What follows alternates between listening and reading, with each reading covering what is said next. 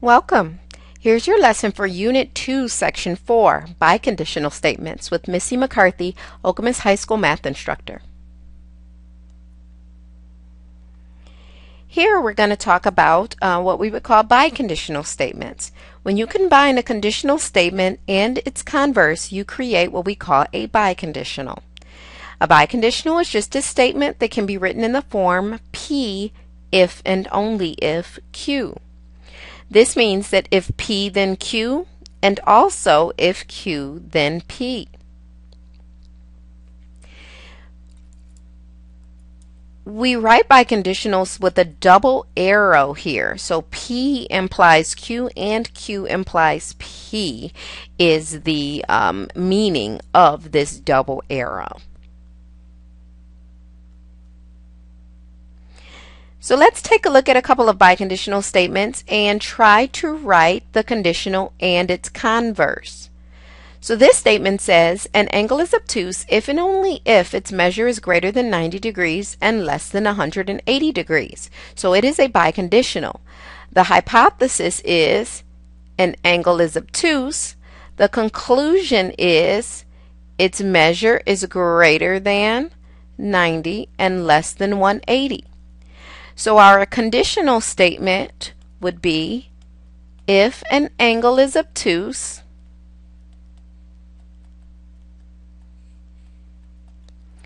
then its measure is greater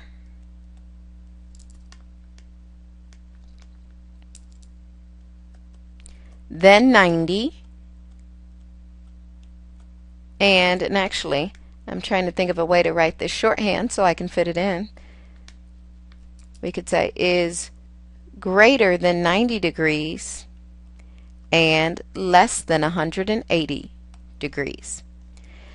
Then the converse would be if an angle is greater than 90 degrees and less than 180 degrees, then it is obtuse. So that would be the conditional and the converse statement from the biconditional that we started with. The next one is, a solution is neutral if and only if its pH is 7. So for this one, our hypothesis is a solution is neutral. Our conclusion is its pH is 7. So the conditional would be, if a solution is neutral,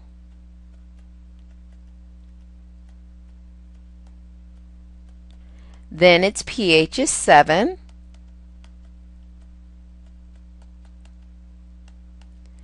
And then our converse is, if a solution has a pH of 7,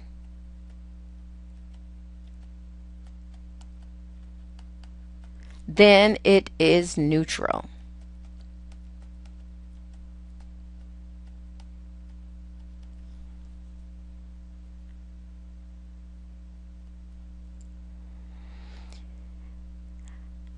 A biconditional statement combines a conditional statement if P then Q with its converse, if Q then P. So we can see here, if the sides of a triangle are congruent would be P, then the angles are congruent as Q. If the angles of a triangle are congruent, that's Q, then the sides are congruent, that's P. So the biconditional again illustrates the sides of a triangle are congruent, that's P, if and only if the angles are congruent, and that's Q. So if we take a look here, it says for each conditional, write the converse and the biconditional.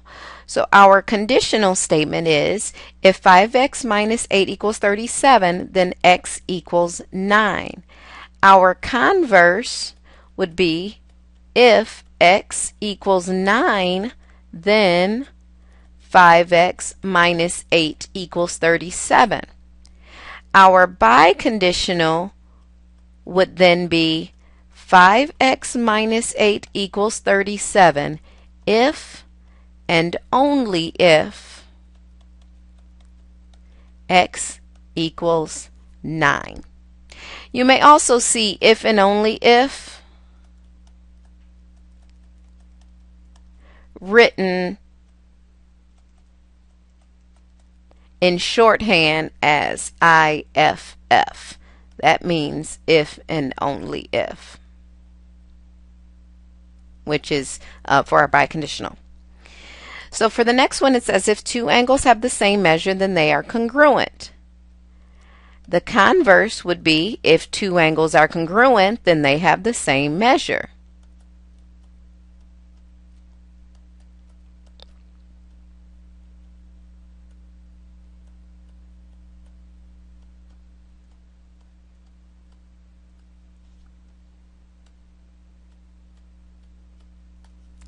Then our biconditional, oops, trying to get rid of these stray lines here. Our biconditional would be two angles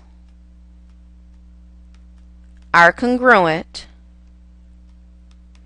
if and only if they have the same measure.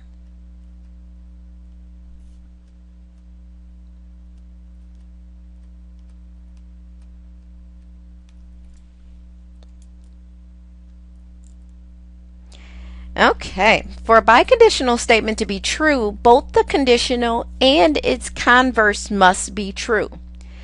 If either the conditional or the converse is false, then the entire biconditional statement is also false. So we need to determine if this biconditional is true. If it's false, then we need to give a counterexample.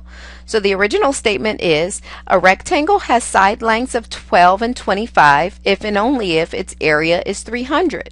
So our conditional statement would be if a rectangle has side lengths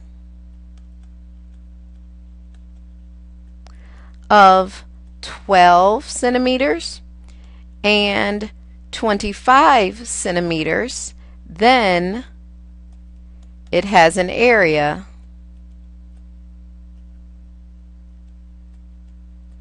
of 300 square centimeters. And that's true because 12 times 25 is 300. But the other way around, the converse is if the area of a rectangle is 300 square centimeters, then the sides are 12 centimeters and 25 centimeters, and that would actually be false. A counterexample would be 10 centimeters and 30 centimeters. And therefore, the entire biconditional is false because of the converse being false.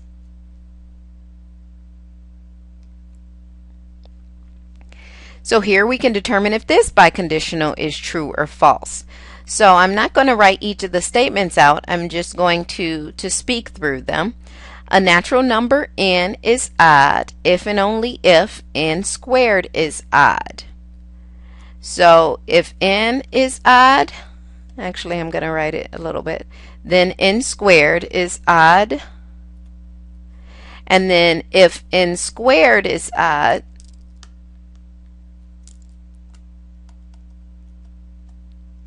then that applies that n implies that n is odd. So can I think of a time when n is odd but n squared is odd? Every single number that I can think of that starts off being odd, n squared for that number is also odd. If 3 is odd, 3 squared is 9, which is also odd. 5 squared is 25, which is also odd. 7 squared is 49, which is also odd, and I could keep going. Now let's go the other way. If n squared is odd, then n is odd. Any number that's odd that I take the square root of is also going to have an odd root. So therefore, the conditional and the converse are true. So this biconditional statement is true. In geometry, biconditional statements are used to make definitions. So a definition is just a statement that describes a mathematical object, and it can be written as a biconditional. A triangle is defined as a three-sided polygon, and a quadrilateral is defined as a four-sided polygon. So we could write those definitions as biconditionals. We could say if a polygon has three sides, or let me start that over. We could say a polygon is a triangle if and only if it has three sides, because if it has three sides, it's a triangle. If it's a triangle, then it has three sides. Likewise, we can say a polygon is a quadrilateral if and only if it has four sides, because if it is a quadrilateral, it has four sides. If it has four sides, then it's a quadrilateral. So we can use biconditionals to write definitions. So we're going to write the definition for each of these biconditionals.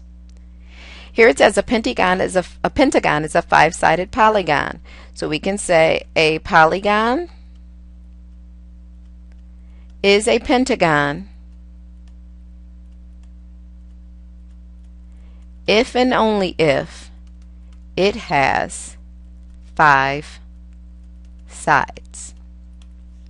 For this one, the definition of a right angle is an angle that measures 90 degrees. So we can write this definition as a biconditional as well. We can say an angle is, or an angle is a right angle